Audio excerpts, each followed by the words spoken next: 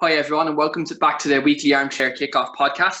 And today we are previewing the Liverpool versus Everton game and the Merseyside derby, arguably the biggest Merseyside derby in the last 30 years. And there's a lot on the line in this game.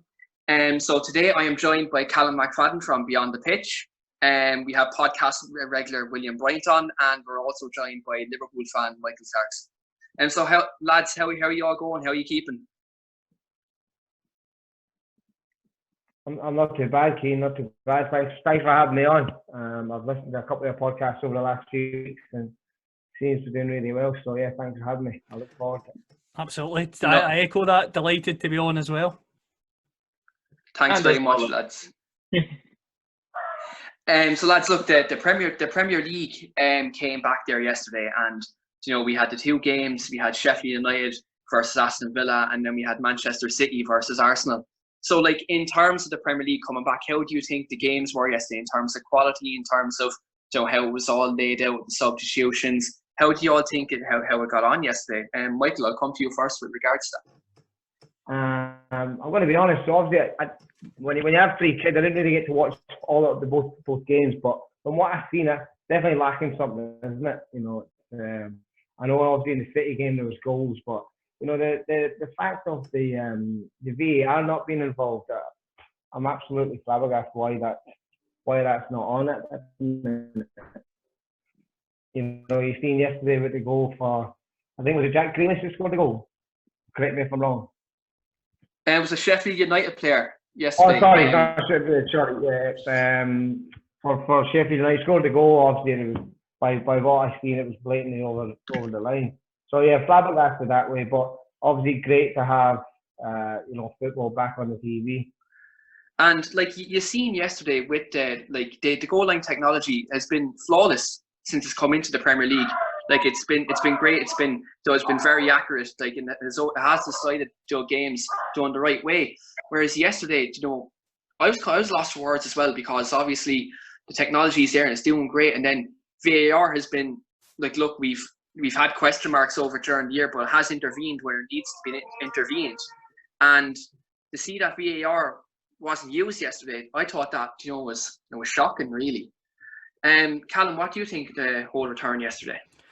I think that it was good to see football back, and the Sheffield United Villa game was strange in the sense that both teams, I thought, were a bit cagey at times. In regards to the situation with the goal line technology, I actually felt sorry for Michael Oliver, because obviously his watch or whatever has not vibrated. So the players are looking at him and he's saying, well, it's not a goal. I've not been told it's a goal. Whereas really that's where Stockley Park have to help him, because ultimately in the end, I know referees aren't supposed to watch things back at half time, but as soon as he gets in at half time, he'll be more than aware that there's been a big mistake with that. And for Chris Wilder, he handled it well, I felt. He said after the game, the ball was basically in the whole end. He said, but these things happen. We take the point, we move on. But in regards to the Man City Arsenal game, Arsenal are in big trouble. Big trouble. They signed Kieran Tierney in the summer from Celtic. I thought that was a really good signing. It would help boost their defence. Kieran's obviously these injury problems, but at centre half, I mean, David Luiz, I know he was unprepared for coming on because it was so quick, but there's talk of him getting a new contract. Arteta's saying publicly he wants to keep him. The board don't. I would side with the board in that. He is not good enough to play for Arsenal Football Club if they want to challenge for Champions League spots. And William, I'm going to flip that to you in terms of that. You're an Arsenal fan yourself. How do you feel how the game unravelled yesterday?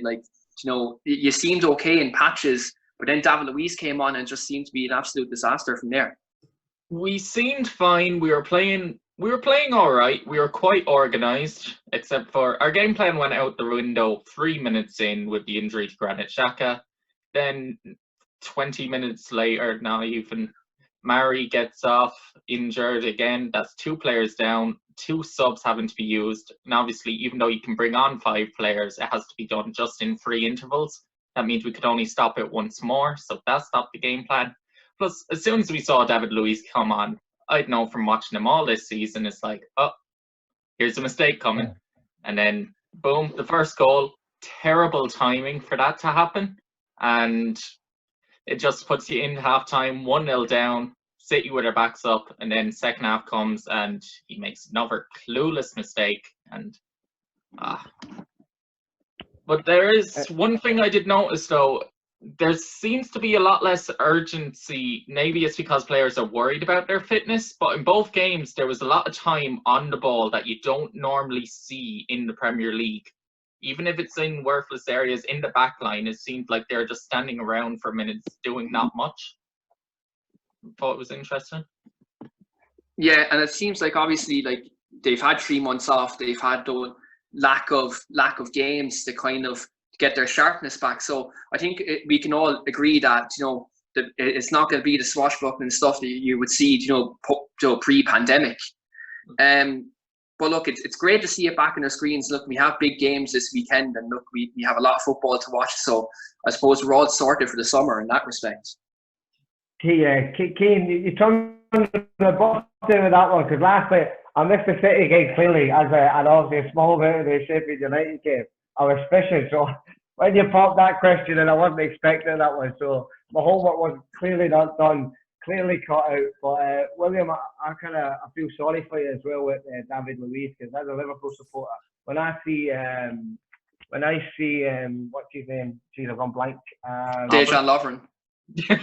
Yes, Lovren getting warmed up or coming in, or even in the starting lineup. It's a horrible. Oh, geez, what's going to happen here? So. I feel your pain there. And lads, on the topic of like Liverpool, obviously we have the Merseyside derby this weekend, and like Everton were obviously on the up when Carlo Ancelotti came in. Though originally they had a good bounce of results, but before the Premier League was called to a halt, they were on a bit of downturn. I see like out there the last 5 league games, they only won 2 of them games, and the other games they didn't win. They either lost by a heavy score or they draw, and they didn't look too competitive. Like in terms of the form coming into this game, like Liverpool obviously will want to be like on song. They will want to be on point. Do you think the pressure could get to Liverpool obviously because they have they have to get 2 wins and then win the league, or do you think it's going to be business as usual? Callum, what do you think?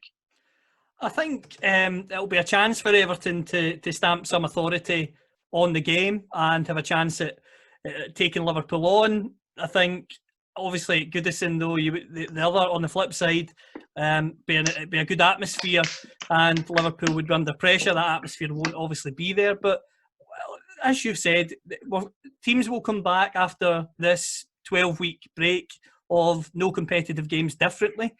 Liverpool had a few patchy results just before they stopped, Watford being the obvious one to highlight. They went out of the Champions League as well.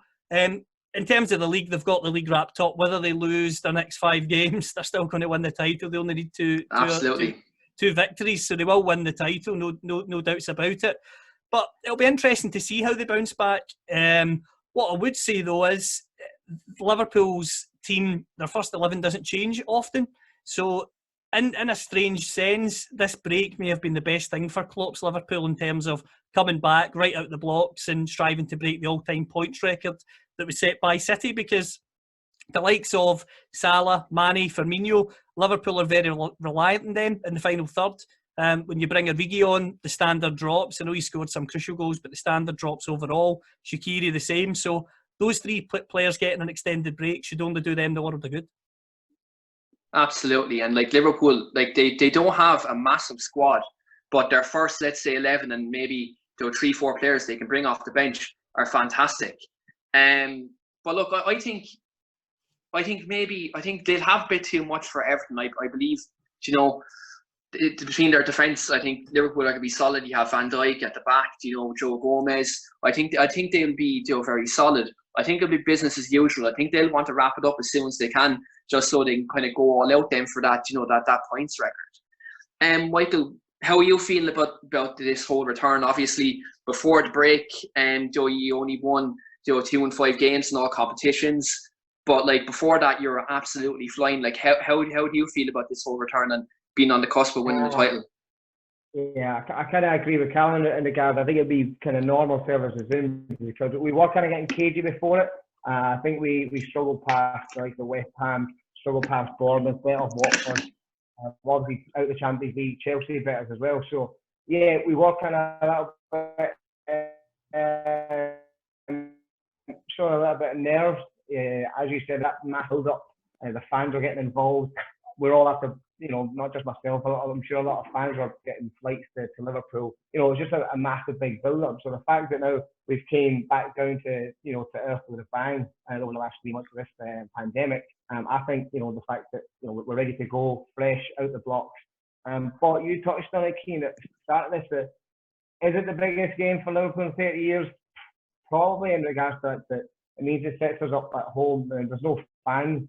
So therefore, maybe it's probably not in that way too, but it sets us up for a home game, if you want to call it a home game, next week to win the league. And I think Klopp will want to wrap this up as soon as possible and kind of get out some of these youngsters for the remaining. I know Callum, you touched on points record. It would be great, but I think Klopp is a clever man that once he gets this wrapped up, he's thinking for next season already. So that's what I think in regards to that.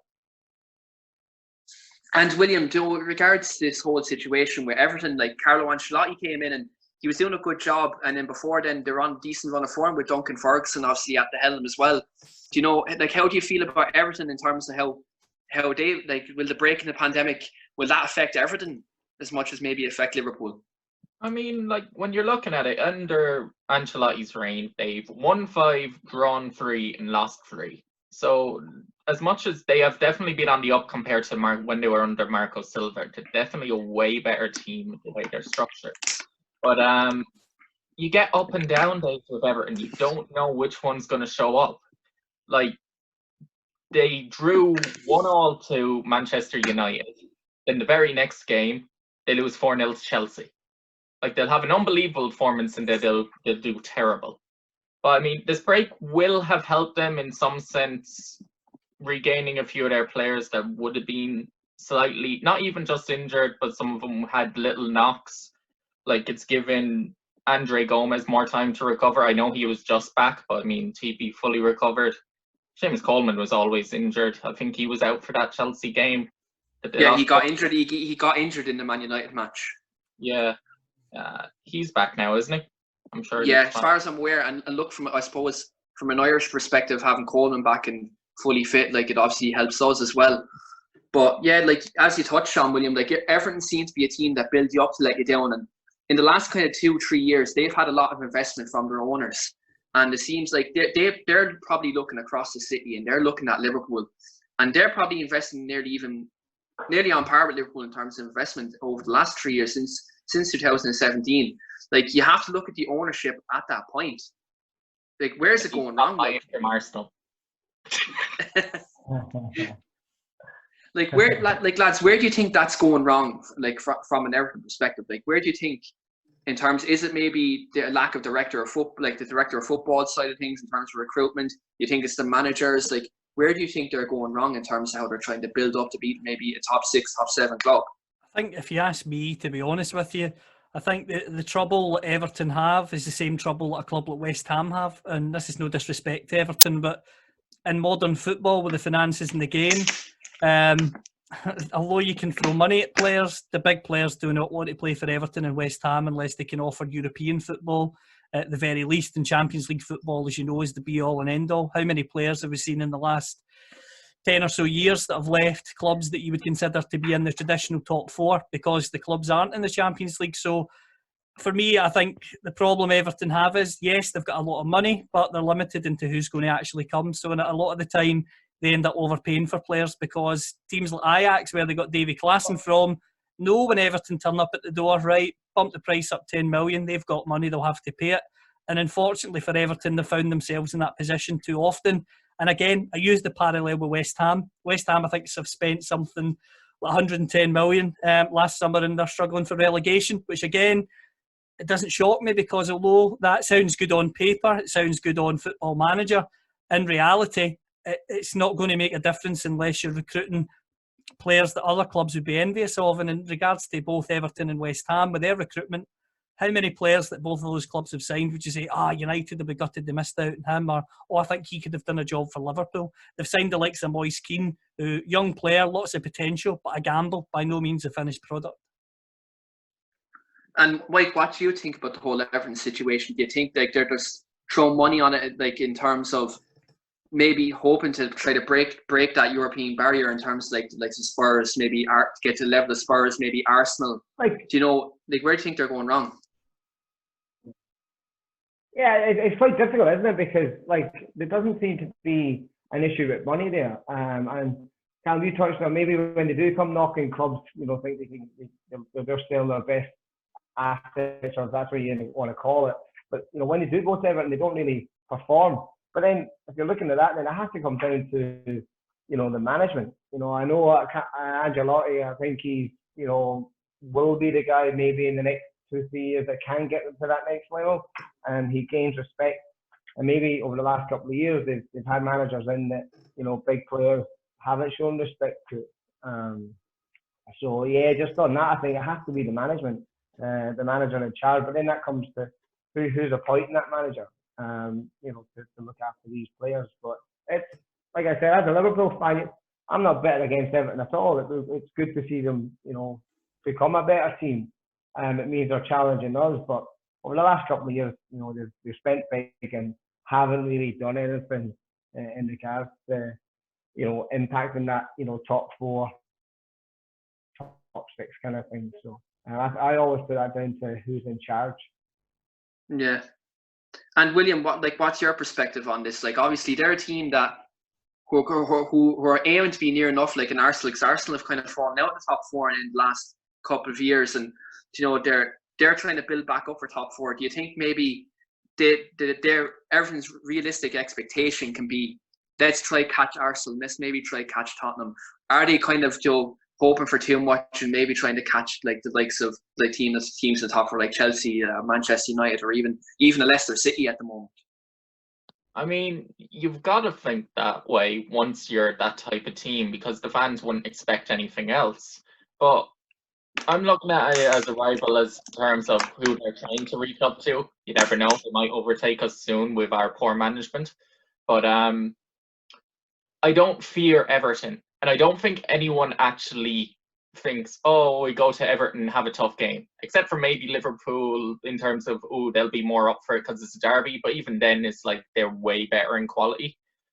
They don't have that necessary fear factor from anyone. If you're coming up or going down, that is like, ooh, it will be the toughest game, that you can think that you can get points off of them. And even the players they're bringing in, they're all flair players, and it's nice to have good football, but they just don't have this grit, and they just don't have this. There's just something missing. And maybe Ancelotti will bring it to them, like he's a top manager, kind of on the downside terms of things, but you can't doubt that level of knowledge that he has that will bring the best out of players. Absolutely. Don't know. And kind of on since we're talking about transfers, Liverpool at the moment, they've missed out on Timo Werner. Like it was made official today, that Timo Werner has gone to Chelsea, and it was touted for months, though, before the pandemic, that Werner was on his way to Liverpool, and there's plans, you know, obviously revamping the team, maybe putting Firmino into a number 10 role to kind of accommodate Werner. Now all of a sudden, you know, that he's gone to Chelsea. Like, I've seen rumours now that Liverpool are going to have to sell to buy. Like, in terms of transfer plans, what do you think is happening with Liverpool? Obviously, they're a team on the up, in terms of like their current league form and cup form, but like what's going on with Liverpool? Why do you think there's a lack of investment, especially when teams are around them seem to be investing?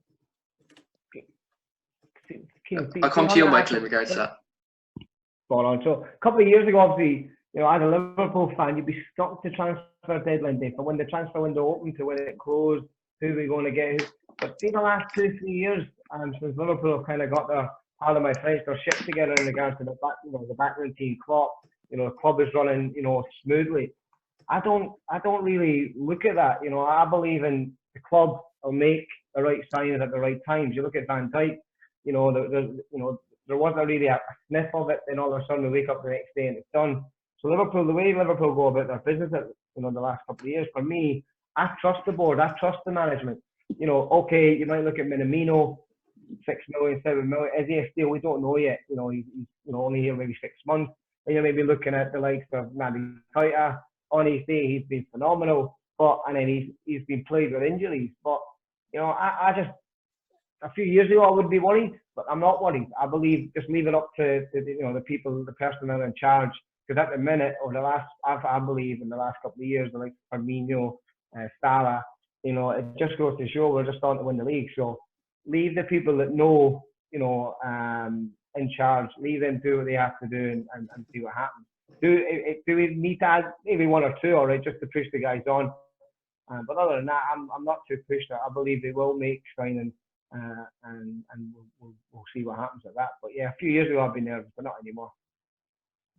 Callum, what's your perspective on it now? Like, obviously, you see teams around them, like Chelsea are buying well. They bought Ziyech from Ajax. They bought Timo Werner in, and there's talks of maybe them buying Ben Chilwell from Leicester. Like, where do you, in terms of this, like teams around them are building, and Manchester United are building players as well. Like, where do you think Liverpool need to add that bit of depth to kind of push the team on, as Michael said, and stay competitive within the league? I think it's, for Liverpool, it's a catch-22. It reminds me of Tottenham a few years ago in the sense that Tottenham under Pochettino had a really good first 11. Their bench was okay, but selling a new signing, right, come in and compete with Harry Kane, most strikers will think, to be honest with you, I don't fancy that. And to be fair, Werner was keen in Liverpool. He made that very clear after one of the Champions League games, basically, come and get me plea. For whatever reason, the board didn't sanction the deal. Klopp was quite angry about it, I understand, but things go on. But as I say, I think the problem they may have is, if you're a striker, why would you go to Liverpool? Because that front three is arguably the best front three in world football. You're not going to displace them easily. In regards to your question about the teams around them, Chelsea's an interesting one because, by all accounts, Roman Abramovich was getting a bit fed up. His relationship with the UK government isn't particularly strong at the moment after the visa incident, hence why he also pulled funding on Chelsea's proposed new stadium and delayed that. However, I think Abramovich is a smart man. Marina Graevskava, very smart operator as well behind the scenes at Chelsea. I think they've sensed now we can catch up on City and Liverpool potentially in one window in a way that if COVID hadn't happened, they probably wouldn't have been able to, because City and Liverpool would have been so far ahead financially, they'd have been so far ahead in terms of having momentum. But this has killed momentum, and it's given Chelsea a chance to see, right, we might be able to get some players we ordinarily maybe wouldn't have been able to get because we've got money that other clubs don't have. So I think Chelsea will be strong. Leicester, I think, could come out of this as one of the best teams in the Premier League because I think the likes of Maddison, Chilwell, Tielemans, Ndidi and others could have been moving on in the summer, but I don't really know clubs that can afford them. I mean, there's talk of Leicester saying they want 80 million for Ben Chilwell. If it was me, to be honest, I wouldn't pay it. I don't think I would pay 80 million pounds for a fullback in this current situation. In regards to United, Jadon Sancho, that's a deal that is close according to the likes of Raphael Honigstein, and it was close pre-pandemic, but now are United going to stump up 120 million euros on a player? I don't quite know. And like you said, yeah, and Callum, you touched on there, like obviously like 80 million for Ben Chilwell in this current market with the current pandemic, ridiculous money, like a lot of money. Like the only fullback I'd probably in world football right now, I'd probably pay that for at the moment, is Trent Alexander-Arnold from Liverpool. He's the best attacking fullback in the world, and his assists this season have been so integral for Liverpool's attack. And what he brings in terms of helping Salah being able to come inside, because he provides that width so well. He's probably the top-rated fullback. And if you have to talk in terms of valuation, he's probably the only fullback in world football probably at this moment in time that probably who would justify that valuation. Absolutely, and as you've said, it's one of those situations for Chilwell also where if Chelsea have got that money, to be fair, if you're Leicester, you're not going to turn down £80 million. But in this climate, I don't think that's a wise investment because they've been linked with Tagliafico from Ajax. He's 27, he's 4 years older than Chilwell, but I think he could come in and do a job. I think he could come in and be solid for 2 or 3 seasons, and then you might get Chilwell in a season or two's time because inevitably those players, unless Leicester are really competing well, want to move on at some point. But I don't think this is the summer I would be spending £80 million on Chilwell, although I do rate him highly as a fullback. As you've rightly said, he's not in Alexander-Arnold's league anyway. Absolutely. William, how do you feel about Liverpool's transfer plans? Like, do you think maybe they need to bolster a squad, maybe give themselves maybe an extra creative edge? Because there's been games this season where they have won, but their front three has kind of bailed them out in some games. You maybe think a Jack Grealish or someone like that would maybe add something different to a Liverpool midfield. I can see that, all right, but for some reason, I don't think they'll go for a midfielder this transfer window. I feel like I don't think they should go for a high transfer target like, say, an Ousmane Dembele, who's big in name only, injury prone, or say like Jadon Sancho, like you're linked to him. If Liverpool are interested, yeah, he'd be good, but he's almost too big a name for Liverpool. Liverpool are great at bringing in young players or relatively unknown players and making them world class. They get the best deals done normally, and I honestly wouldn't be worried. I'd say if there's a position they'd want to buy is a young centre back, I would say, just in case, because if Van Dijk got injured, you're down to Lovren and Gomez, and I'd say Lovren will be gone after like next season. So you'd want a young centre back. They also have no left-footed centre backs, so sign one of them, and sign either a left back or right back, because if one of them two gets injured, you've no backup. Yeah, Michael, I'm actually going to come to you on that. That's a very good point, William. Like, Norwich City are actually on the verge of being relegated, pretty much. Mm-hmm. And they've two young fullbacks in Jamal Lewis and Max Aarons, who would probably come at a very cheap price. They're very good attacking fullbacks, who will kind of give you something similar to maybe an Alexander-Arnold and Andy Robertson would give you. Do you think maybe if Norwich do get relegated, do you think maybe they could be coming as decent backup maybe at a cut price deal? Well, look, that's another thing with Liverpool. That's why we haven't shown our hand yet. They really do wait, and then they kind of, weigh up the, what they're going to do. As I said, who's going to get relegated? Can they get one of them players maybe for 8 to 10 million? But also, guys, Liverpool have, I think maybe 8 to 10 quality good players that are, from a youth point of view, that maybe not from next season or season Curtis one, Jones being one of them. Curtis Jones being one. You're talking about fullbacks. Nico Williams, he's played a few games this season already. He's, my opinion, really, I rate that young guy very high. I think he's Welsh, if you don't get me wrong, with the name Williams, but gets forward. He's also can get stuck into a tackle. So this is what I'm saying. Liverpool have a pool of really good players, youth-wise. Some out on loan at Championship level, some obviously at Bournemouth in the Premier League. But Liverpool, that's what I'm saying. I trust what they're doing at the minute. They're quite really good poker players at this time. They'll show their hand when they're ready. And just on that, actually, what William said, a centre back, yeah, maybe. I love him. I'll get him out and get somebody in. Maybe, as you said, someone that they're talking about the lead centre back, and he's on loan from someone in the Premier League. But I think maybe 15 to 20 million. Anybody know what that guy's name is? I forgot it. I can't think. I don't watch much Championship football now. I actually don't know. Yeah, but from what I've seen, he's pretty good. But he's on loan from a Premier League team, man. But yeah, he's been kind of floating around.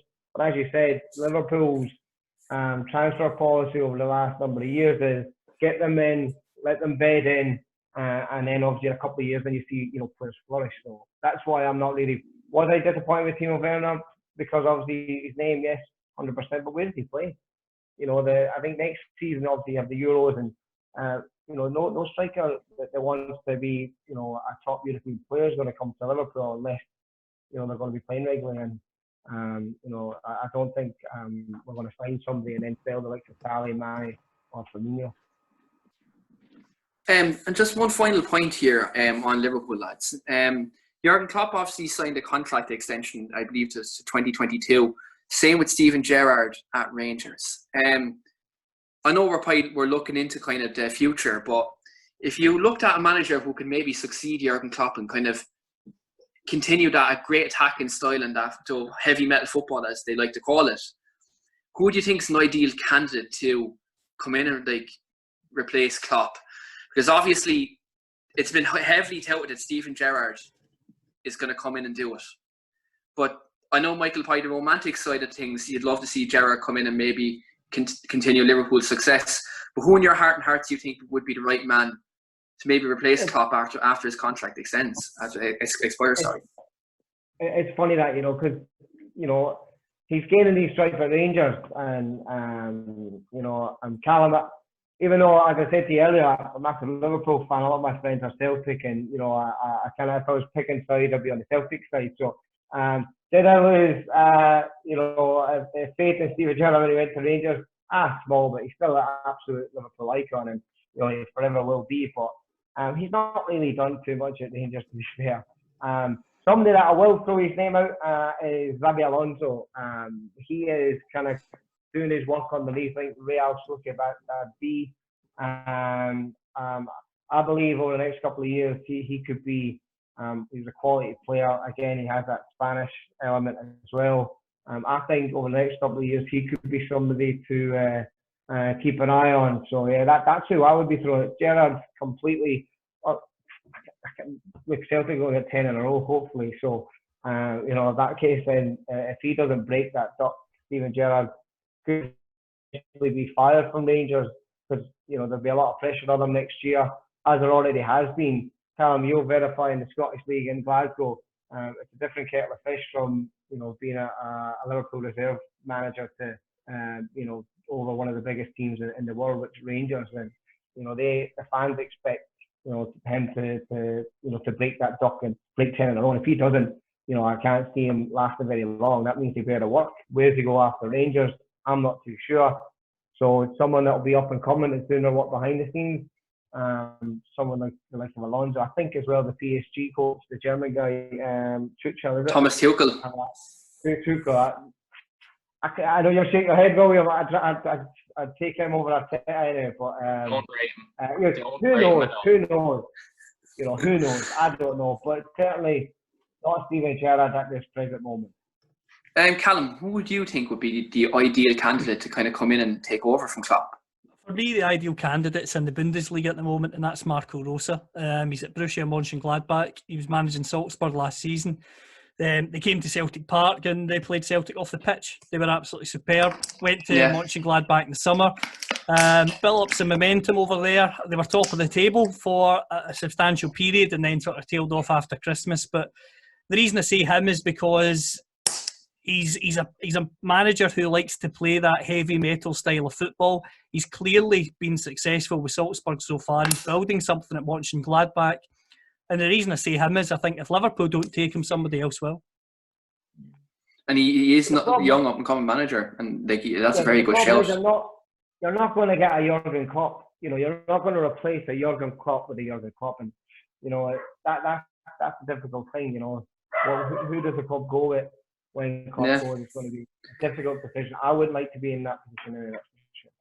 As much as I'm going to hate to say this right now, and it kills me because I'd love to have him at United, but I think Maurizio Pochettino, if he's still not in the job by 2022, I think he'd be the ideal candidate to come in and kind of continue Jurgen Klopp's success, because he's obviously an attack-minded manager. He's a progressive manager, does well with young players, and does well with a limited budget as well. So when you put all them elements together, I think Pochettino would probably be a great appointment for Liverpool in that respect. And he's well liked within the English game as well. So Liverpool fans would. So obviously with Pochettino, I think he would be the ideal candidate to obviously come in and to continue Jurgen Klopp's success. And as I said, well liked by the English fans, like within the Premier League, and Liverpool fans definitely, I think, will give him time. And I think his philosophy will definitely suit Liverpool's philosophy. If that makes sense. William, who do you think would be like the ideal candidate to come in after Jurgen Klopp's tenure, when his contract ends in 2022?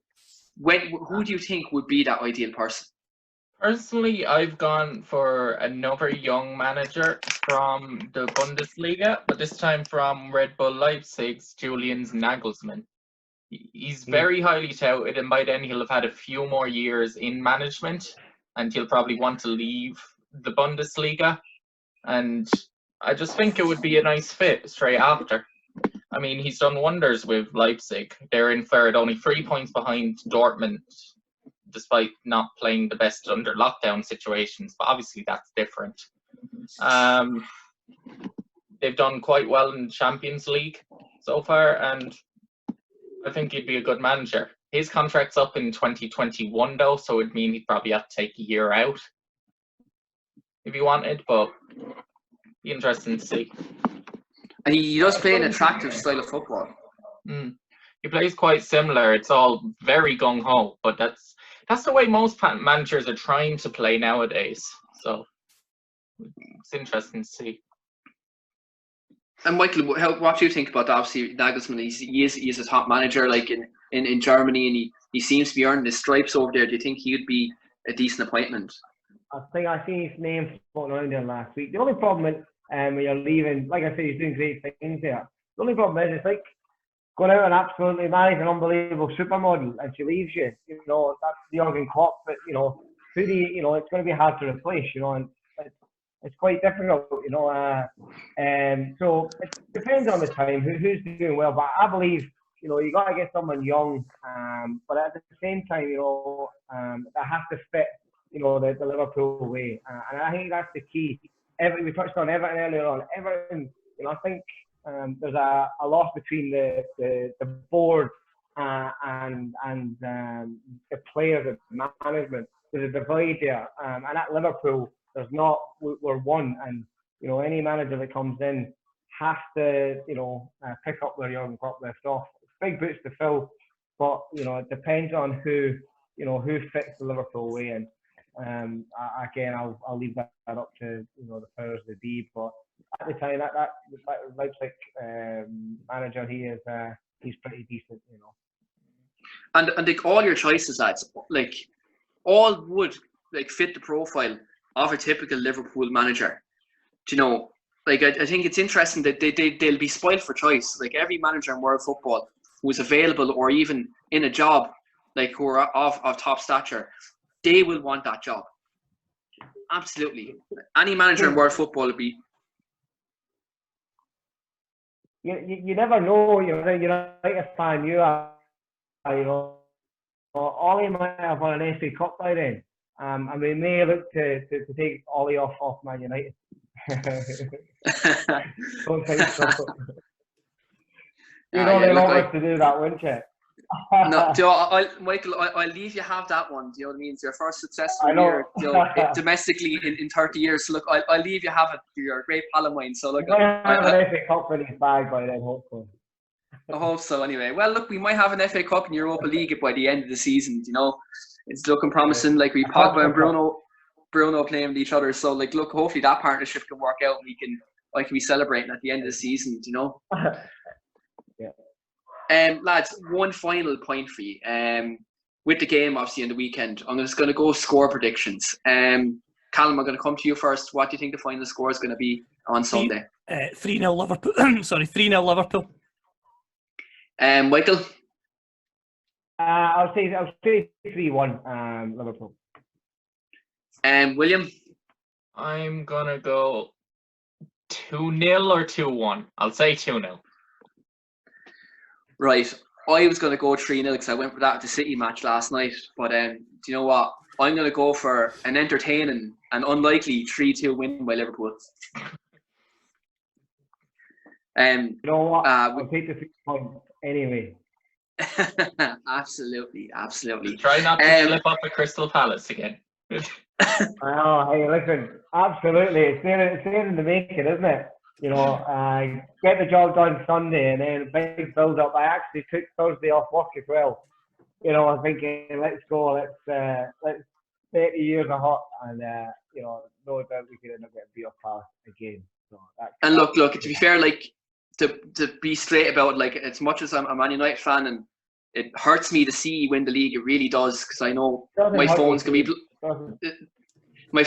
be blowing up for an entire summer. So, you know, I'm taking on the chin and like I'm gonna prematurely congratulate you on winning the league. You know, it's a great feeling. You're going to enjoy it, Michael. But you know, look, all jokes aside, like Liverpool have been the best team in the league this season, and they've like the last 2-3 years they've been fantastic, and you know they've shown how to build a title-winning team gradually. They've shown the right way to do it, and I think goes without saying that you know they've done absolutely fantastic in the last 5 years under Jurgen Klopp. Lads, look, thanks very much for coming on tonight. It's a pleasure to speak to you tonight, and look, it was a great chat amongst things about Liverpool. And Joe, Michael, I know you were clamouring to come on speak about Liverpool, so look, thanks very much. I was a bit nervous though. I didn't get off to a good start, you know. I should have done my homework. I should have went fishing with my daughter, so I apologise, all right? You're all right, you're all right. So thanks, Callum, thanks, Michael, thanks, William. It's an absolute pleasure. Thanks. Take care. No problem, lads. Thanks very much.